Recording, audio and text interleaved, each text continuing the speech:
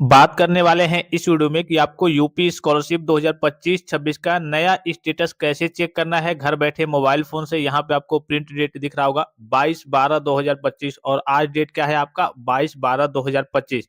तो चलिए स्टेटस को चेक करना सीखते हैं। स्टेटस से आपको क्या पता चलेगा कि आपके फॉर्म की स्थिति क्या है, आपका फॉर्म वेरीफाइड हुआ है या फिर नहीं। कहीं ऐसा तो नहीं है कि आपका फॉर्म रिजेक्ट हो गया है। तो सबसे पहले आपको यूपी स्कॉलरशिप सर्च करना होता है गूगल में जाकर के। सबसे ऊपर आपको यूपी स्कॉलरशिप की ऑफिशियल वेबसाइट देखने को मिलेगी। इसी वाले ऑप्शन पे क्या करना है, आपको क्लिक करना है। जैसे ही आप यूपी स्कॉलरशिप की ऑफिशियल वेबसाइट पे क्लिक करेंगे तो आपके सामने यूपी स्कॉलरशिप की ऑफिशियल वेबसाइट ओपन हो जाएगी। आपके सामने कुछ इस प्रकार का इंटरफेस ओपन होकर के आएगा। तो यहाँ पे कई सारे ऑप्शंस आपको देखने को मिल रहे होंगे। इसी में आपको एक स्टूडेंट्स का ऑप्शन देखने को मिलेगा। इसी स्टूडेंट्स वाले ऑप्शन पे आपको क्लिक करना है। आपको कई सारे ऑप्शंस देखने को मिलेंगे जिसमें आपको न्यू रजिस्ट्रेशन, लॉगिन फ्रेश और लॉगिन रिन्यूअल का ऑप्शन देखने को मिल रहा होगा।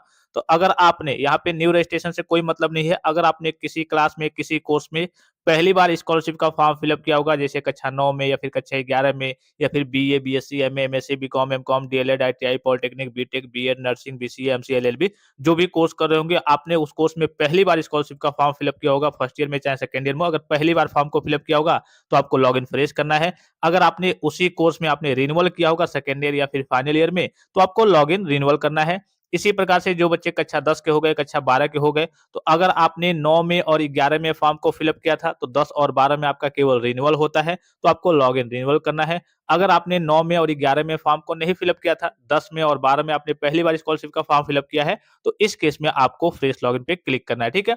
तो जिस भी प्रकार से आपका फॉर्म होगा उस पे आपको क्या कर देना है, क्लिक कर देना है।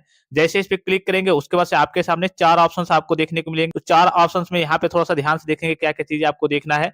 यहाँ पे सबसे ऊपर आपको एक प्री मैट्रिक ऑप्शन देखने को मिलेगा, ठीक है? यहाँ पे एक प्री मैट्रिक ऑप्शन देखने को मिल जाएगा, एक पोस्ट मैट्रिक का, एक post matric other than inter का और एक पोस्ट मैट्रिक अदर स्टेट के बच्चों का। तो ये वाला जो ऑप्शन दिख रहा होगा पहला, ये कक्षा 9 और 10 के बच्चों के लिए है। ये आपके कल की कक्षा 11 और 12 के बच्चों के लिए है।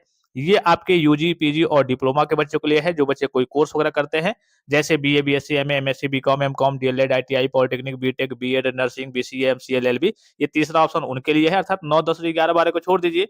उससे ऊपर की जितनी भी पढ़ाई होती है, जितने भी कोर्स होते हैं, उनके लिए तीसरा ऑप्शन है। और चौथा ऑप्शन भी पोस्ट मैट्रिक के बच्चों के लिए है, लेकिन अदर स्टेट वाले बच्चों के लिए है। तो आपका जो भी होगा उसको आपको सिलेक्ट कर लेना होता है। यहाँ पे आपको दिख रहा होगा 2026 का, अर्थात 2025-26 का ये आपका पोर्टल है। यहाँ पे क्या करना है, आपको स्कॉलरशिप का रजिस्ट्रेशन नंबर फिलअप करना है। यहाँ पे क्या करना है, आपको टीआर नंबर फिलअप करना है। यहाँ पे आपको पासवर्ड फिलअप करना है और ये जो कैप्चा दिख रहा होगा इसको नीचे फिलअप करके और सबमिट वाले ऑप्शन पे आपको क्लिक करना होता है। अगर आपको मान लीजिए कि आपको पासवर्ड वगैरह, ओटीआर वगैरह आप भूल गए हैं, कल की आप उसको प्राप्त करना चाहते हैं, तो यहाँ पे नीचे आपको ऑप्शन देखने को मिल जाएगा। देखिए यहाँ पे आपको दिख रहा होगा कि फॉरगेट ओटीआर, यहाँ से आपको ओटीआर देखने को मिल जाएगा और यहाँ से आप फॉरगेट करके आप अपना नया पासवर्ड बना सकते हैं। ये सारी चीजें आपको देखने को मिल जाएंगी और लास्ट में सारी चीजों को फिलअप करने के बाद से ये जो कैप्चा दिख रहा होगा इसको यहाँ पे फिलअप करके सबमिट वाले ऑप्शन पे आपको क्लिक करना है। चलिए सारी चीजों को फिलअप करके फिर मैं आगे की ओर प्रोसीड करके आपको दिखाता हूँ। अब देखिए फाइनली सारी चीजों को फिलअप किया जा चुका है। यहाँ पे सबमिट वाले ऑप्शन पे आपको क्लिक कर देना है। अगर आपने सही तरीके से डिटेल्स को फिलअप किया होगा तो आपका फॉर्म क्या हो जाएगा, यहाँ पे लॉगिन हो जाएगा। देखिए 2025-26 का फॉर्म है। अब स्टेटस चेक करने के लिए यहाँ पे आपको 3 समांतर रेखाएं, 3 पैरेलल लाइन दिख रही होंगी। इसी वाले ऑप्शन पे क्या करना है, आपको क्लिक करना है। जैसे इस पे क्लिक करेंगे तो इसी में आपको सबसे नीचे की ओर स्लाइड करके आना है। क्या करना है, आपको सबसे नीचे की ओर स्लाइड करके आना है। एक ऑप्शन आपको देखने को मिल जाएगा, यहाँ पे देखिए चेक करेंट स्टेटस। यहाँ पे इसकी स्थिति मैंने आपको बता दी है कि ओटीआर का आपको करेक्शन वगैरह कैसे करना है। तो इस वीडियो में हम स्टेटस चेक करना सीख रहे हैं कि हाँ, हमें स्टेटस कैसे देखना है। तो इसी में सबसे नीचे आएंगे तो यहाँ पे ऑप्शन देखने को मिल जाएगा कि चेक करेंट स्टेटस। यहाँ से आपके फॉर्म की स्थिति पता चल जाएगी कि हाँ, आपका फॉर्म वेरीफाइड हुआ है या फिर रिजेक्ट हुआ है या फिर आपका फॉर्म अभी कहाँ पे है, कहाँ तक पहुंचा है, ठीक है? तो यहाँ पे आपने ओपन कर लिया। अब जैसे आप ओपन करेंगे तो आपके सामने कुछ इस प्रकार का इंटरफेस ओपन होकर आएगा। जिस भी डेट में आप चेक करेंगे तो वो डेट आपको यहाँ पे देखने को मिल जाएगा। जैसे आज क्या है, 22/12/2025, ठीक है? ऊपर आपके बेसिक बेसिक डिटेल्स रहेंगे। इसी में आपको नीचे की ओर स्लाइड करके आना है, मास्टर डेटा वगैरह देख लेना है कि आपका फीस वगैरह कितना भरा गया है, कब का लॉक हुआ है।